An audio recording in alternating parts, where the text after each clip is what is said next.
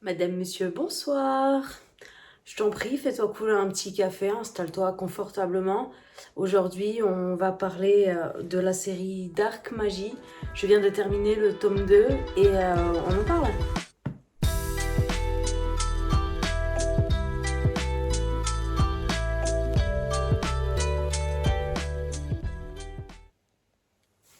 Comme je t'ai dit en intro, aujourd'hui on va pas parler de un, mais bien de deux livres d'une même saga. La saga Dark Magie, écrite par Kel Carpenter. Kel Carpenter, c'est une américaine qui a déjà écrit sa saga, qui est déjà sortie en 5 livres en auto-édition aux États-Unis. Euh, Au niveau des droits français, c'est la maison d'édition Bookmark qui les a.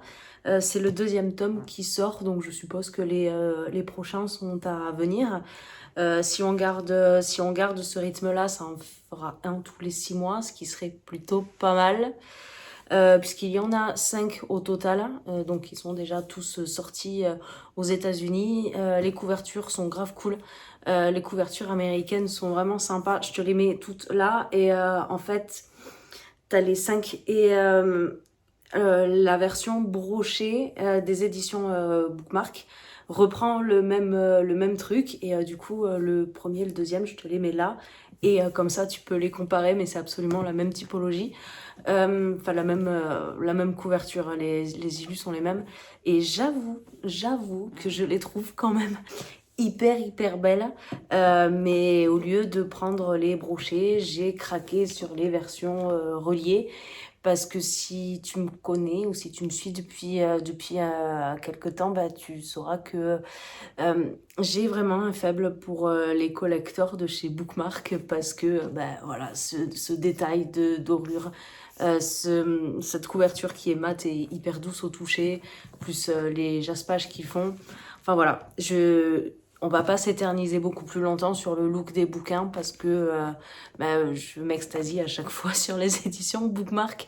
Mais voilà, après la qualité d'un livre à un autre, c'est le même. Mais voilà, on va rentrer dans le vif du sujet et on va parler de ces deux-là. Cette saga fait partie de la collection Lost Kingdom de chez Bookmark. C'est la collection Romantasy en fait. C'est la collection fantasy avec une romance à l'intérieur. Et bon, c'est mon genre préféré. C'est vraiment, c'est vraiment celui que j'aime. J'aime ces mondes de fantasy et j'aime quand il y a un petit peu de romance à l'intérieur. Euh, Maintenant qu'on en sait un petit peu plus sur cette saga, euh, on va parler d'abord le premier, donc La fortune sourit aux acharnés.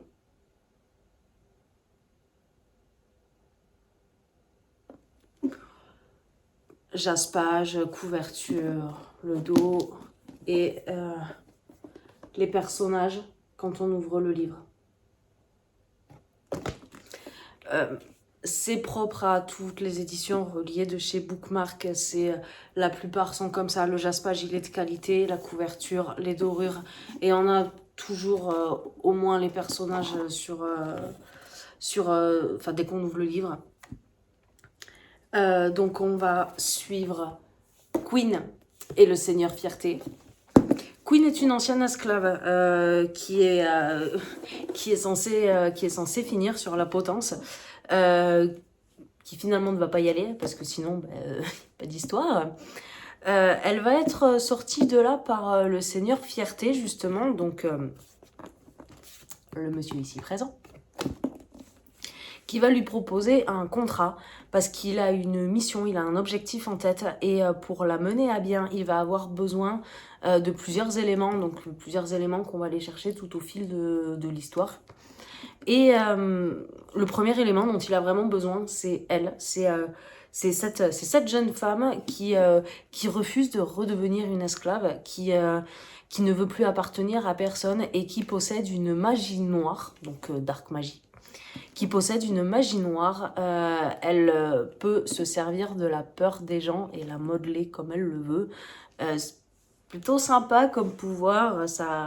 On change un petit peu de tous ces pouvoirs qui sont hyper bienveillants tout le temps. Là, on a Queen qui est une tordeuse de peur, qui ne fait confiance à personne, qui a tellement l'habitude de survivre qu'elle ne sait pas faire autre chose. Du coup, elle va suivre ce seigneur fierté qui a son objectif en tête, qui est plutôt assez secret, assez dominant, manipulateur, l'ex-toxique par excellence. Hein. Mais voilà, on a ce seigneur fierté qui va emmener toute sa maison, en fait, toute son équipe pour aller mener à bien cette mission. Il emmène Queen avec lui et ça y est, ils sont partis pour voyager un petit peu partout sur le continent et récupérer tout ce dont il a besoin à droite, à gauche pour faire tout ça. Du coup, dans la continuité, on passe au 2. Le 2, béni soit les maudits. Donc on est sur la même, un peu sur la même vibe. Hein. Enfin, c'est pas un peu, c'est sûr même. Et donc du coup, en fait, dans ce 2, on va continuer un peu cette quête. C'est-à-dire qu'on va aller encore dans un autre endroit pour aller chercher ce dont le Seigneur Fierté a besoin, que ce soit des objets, des alliances, des personnes, tout ça. Il a un objectif, il a des étapes à faire et donc du coup au fur et à mesure on va suivre justement ces étapes et voir s'il arrivera à mener à bien cette mission, puisque du coup n'ayant pas fini la série pour l'instant je ne sais pas. Ça c'est pour l'histoire, c'est pour le contenu, c'est ce que ça raconte et à partir de là on va passer sur mon avis. L'avis en vrai est très mitigé. Déjà au niveau physique des livres, j'ai pas grand chose à dire. Je suis toujours hyper satisfaite par la qualité des collections, des collecteurs de chez Bookmark. Par contre, là où j'ai un petit problème, c'est que voilà, le 2 est nettement moins grand. Enfin, il fait une centaine de pages de moins que le premier. Il est moins épais. Je l'ai lu dans la journée. Il doit faire 240 pages. Il fait une centaine de pages de moins que le premier. En soi, c'est pas gênant, mais par contre, en fait, je les ai payés le même prix.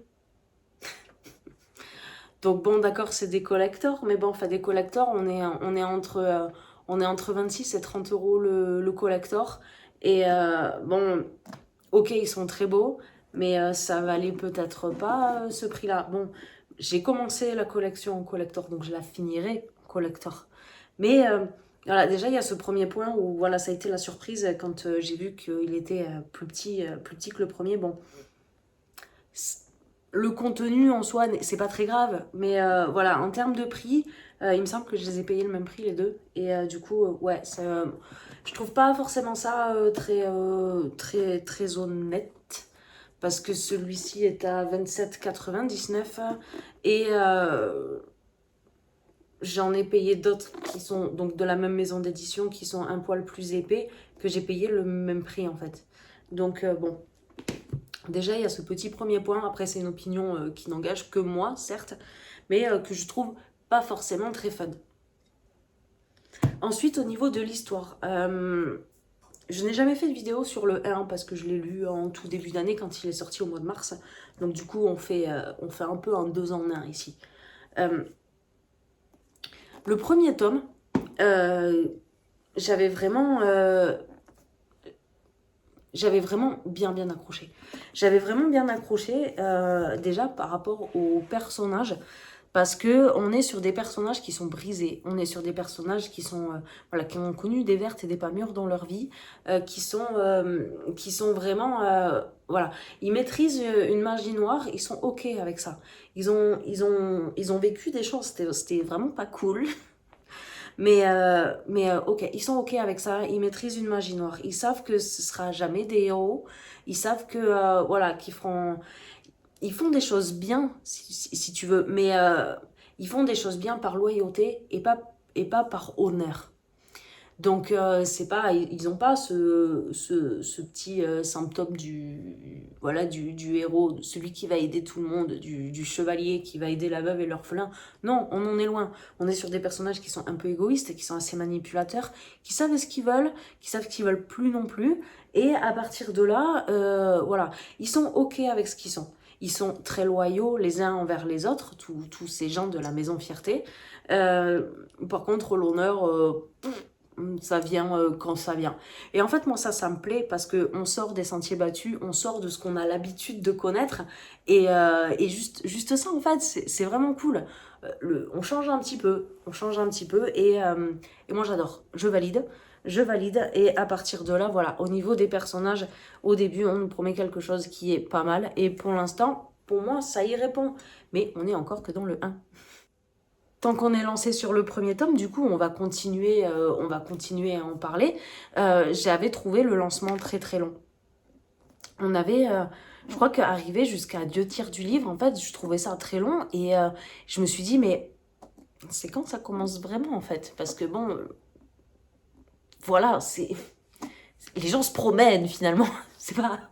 Donc j'avais trouvé ça un petit peu long. Ça joue au chat et à la souris. Ça, ça bifurque à droite à gauche, voilà, il y a des complots, des machins, il y a des moments où on attend, il y a voilà, les personnages ils attendent, le lecteur attend avec. Il n'y a pas de, voilà, il y a pas de distinction, il y a de la solidarité jusqu'au bout. Il patiente, on patiente. Ah, pas de problème. Euh, le dernier tiers, c'était vraiment bien accéléré et on était sur quelque chose de hyper prometteur parce que moi, ça m'a mis vraiment en haleine et j'attendais qu'une chose, c'était le 2. Donc le premier est sorti au mois de mars et voilà, je l'ai lu dans la foulée quasiment. Donc il m'a laissé en haleine et j'attendais qu'une chose, c'était le 2. Et là, du coup, on va parler du 2. Béni soit les maudits, donc la suite de la fortune sourit aux acharnés. Le 2, ben en fait, voilà, j'avais hâte de le lire, j'avais l'eau à la bouche, je n'attendais que ça.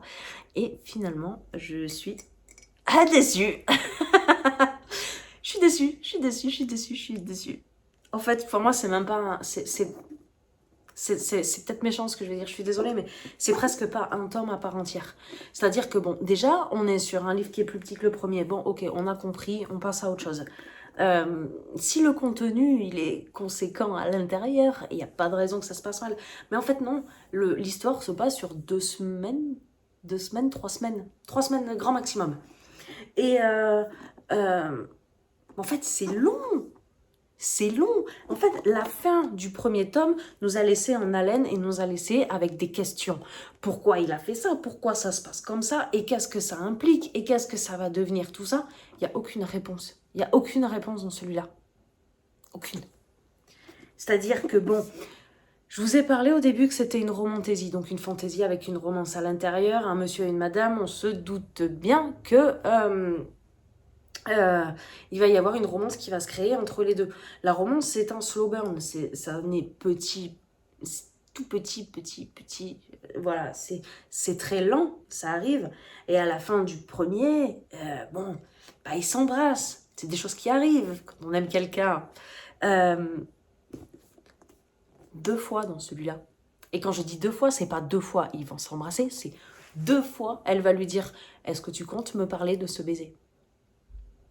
Donc, Queen va voir le Seigneur Fierté en lui disant « Écoute, tu m'as embrassé, est-ce que tu peux m'expliquer ce que c'était? Explique-moi ce qui se passe. » Et il esquive la réponse, il se casse.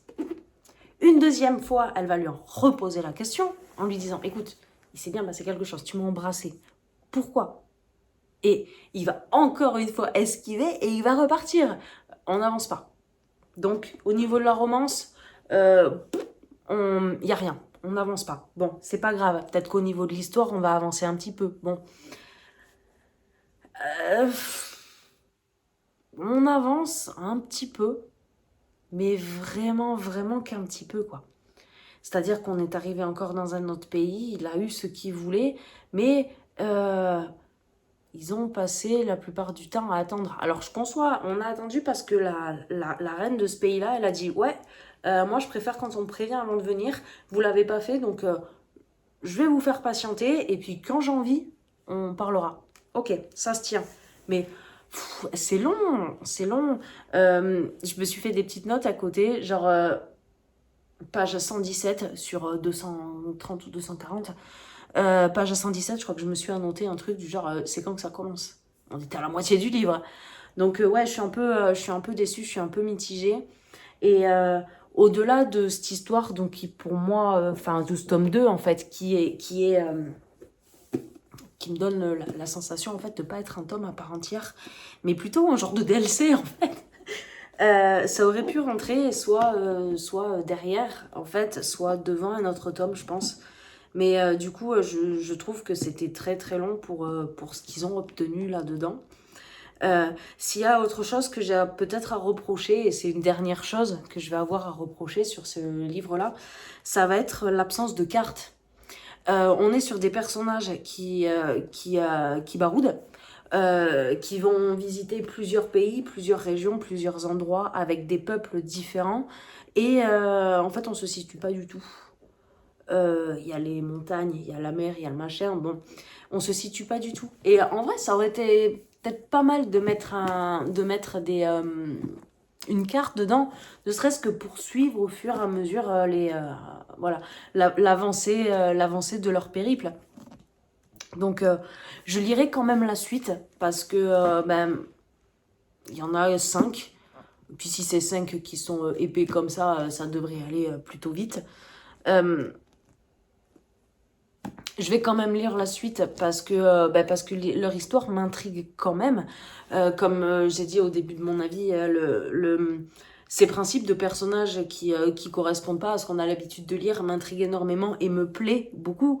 Mais à côté de ça, au niveau du scénario, de l'histoire et de la construction de l'histoire, c'est très lent. Alors, est-ce que c'est lent parce que c'est le début et qu'après, dans les 3 tomes suivants, on va enfin enclencher la seconde et tout va s'imbriquer l'un dans l'autre, enfin, tous les événements les uns dans les autres et du coup, j'espère que ça va accélérer. Mais là, pour l'instant, on n'est que sur du j'espère. Donc, comme je pipe pas un mot d'anglais, je ne les lirai pas en anglais parce que sinon, on serait déjà fixé. Donc j'attendrai la sortie en français. Et puis on se retrouvera à ce moment-là, quand je les aurai lus, pour faire un update. Et puis voilà. Sur ce, si tu l'as lu, n'hésite pas à me faire un avis. Je serais curieuse de savoir ce que vous en avez pensé, vous, puisque chaque personne est libre d'aimer ou pas. Donc en fait, tout ce que je vous partage, ça n'engage que moi. Je ne suis pas forcément une référence en la matière. En fait, je suis juste là pour partager mon avis et ce que j'en ai pensé. Et je suis tout à fait ouverte à ta critique si elle est constructive, il n'y a pas de problème. Et on échange, on en partage. En attendant, je te fais plein d'énormes bisous. Et pour les prochains livres à venir, n'hésite pas à t'abonner.